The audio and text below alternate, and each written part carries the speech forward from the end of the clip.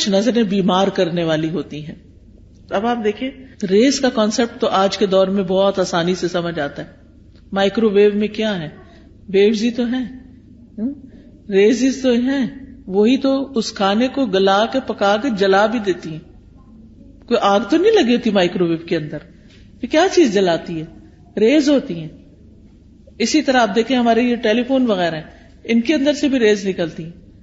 تو اگر non living things کے اندر سے ریز نکل رہی ہیں تو لیونگ تھنگس کے اندر سے بھی ریز نکلتی ہیں.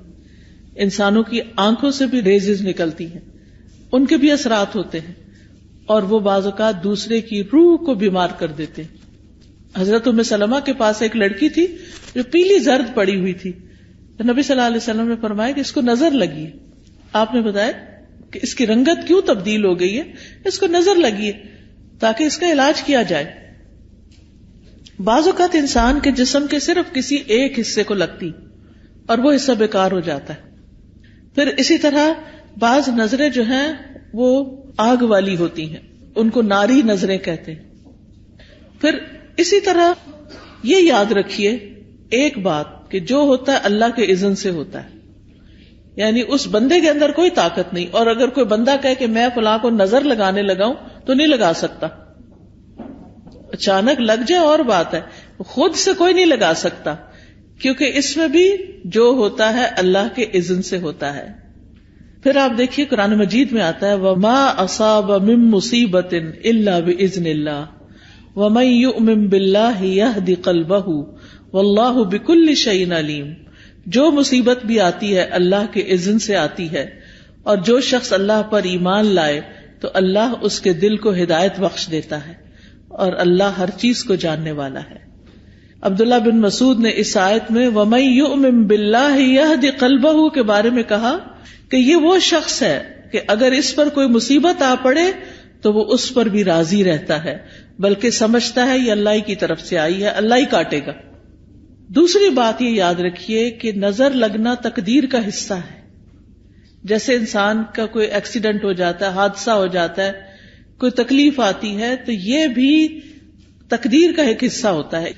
اس وقت انسان کو سوچنا چاہیے اگر کوئی چیز ہو جائے تو قُل لَن يُصِيبَنَا إِلَّا مَا كَتَبَ اللَّهُ لَنَا, کہ ہمیں کوئی چیز نہیں پہنچ سکتی مگر جو اللہ نے ہمارے لیے لکھ دی.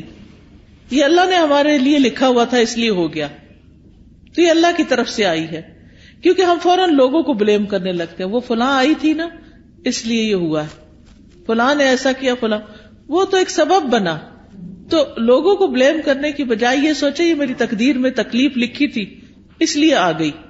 تیسرا بڑا سبب اذکار اور تلاوت قرآن اور نمازوں کی پابندی نہ کرنا, اس سے نظر لگتی ہے, اس سے یہ شیطانی اثرات حملہ آور ہوتے ہیں. کیونکہ ذکر جو ہے اللہ کا یہ ایسے ہی ہے جیسے قلعہ ہوتا ہے. جب انسان ذکر کرتا ہے تو وہ قلعے کے اندر چلا جاتا ہے, اور پھر قلعے کے باہر جو بھی دشمن ہوتا ہے وہ اس کے اوپر قابو نہیں پا سکتا. پھر اسی طرح امتحان اور آزمائش ہے انسان کی, کہ دنیا میں انسان آیا ہے, دنیا پھولوں کی سیج نہیں ہے, یہ دنیا امتحان کے لیے ہے, آزمائش کے لیے ہے. قرآن مجید میں اللہ تعالیٰ فرماتے ہیں تبارک الذی بیدہ الملک وہو علی کل شیء قدیر الذی خلق الموت والحیاۃ لیبلوکم ایکم احسن عملا. بہت بابرکت ہے وہ جس کے ہاتھ میں پوری کائنات کی بادشاہت ہے اور وہ ہر چیز پہ قدرت رکھتا ہے. اس نے موت اور زندگی کو بنایا تاکہ تمہیں آزما کر دیکھے تم میں اچھے کام کون کرتا ہے. تو ہر ایک کا یہ ٹیسٹ ہے اس دنیا میں کہ وہ کر کیا رہا ہے, اور یہ ٹیسٹ ہر لمحے ہو رہا ہے کہ ہم اپنی زندگی گزار کیسے رہے, ہم کون سا کام کیسے کر رہے ہیں. تو یہ امتحان اور آزمائش ہے. قرآن مجید میں اللہ تعالیٰ فرماتے ہیں وَلَنَبْلُوَنَّكُمْ بِشَيْءٍ مِّنَ الْخَوْفِ وَالْجُوعِ وَنَقْصٍ مِّنَ الْأَمْوَالِ وَالْأَنفُسِ وَالثَّمَرَاتِ وَبَشِّرِ الصَّابِرِينَ الَّذِينَ إِذَا أَصَابَتْهُمْ مُصِيبَةٌ قَالُوا إِنَّا لِلَّهِ وَإِنَّا إِلَيْهِ رَاجِعُونَ. اور ہم ضرور آزمائیں گے تمہیں, یعنی اللہ تعالیٰ کا وعدہ ہے کہ وہ آزمائش میں ڈالے گا, کیونکہ دنیا میں امتحان کے لیے بھیجا ہے, تو کسی نہ کسی جگہ سے امتحان تو ہوگا.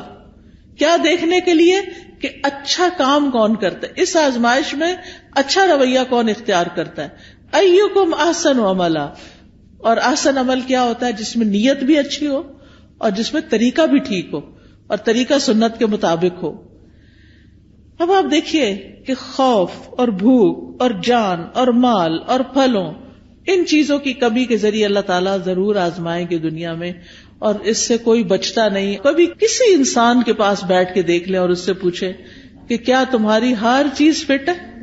کیا ہر مسئلہ تمہارا حل ہے؟ کیا تمہاری زندگی میں کوئی مسئلہ تو نہیں؟ کسی کو غربت کا مسئلہ ہے، کسی کے پاس غربت نہیں، اتنا مال ہے کہ وہ حساب بھی نہیں کر سکتا، لیکن اور اتنے اس سے بڑے بڑے دکھ ہیں کہ جن کو مال کمپنسیٹ نہیں کر سکتا. تو ہر انسان کسی نہ کسی طرح ایک امتحان میں مبتلا ہے، ایک آزمائش میں مبتلا ہے. تو اس کے لیے کیا کرنا چاہیے کہ انسان اللہ کی طرف رجوع کرے.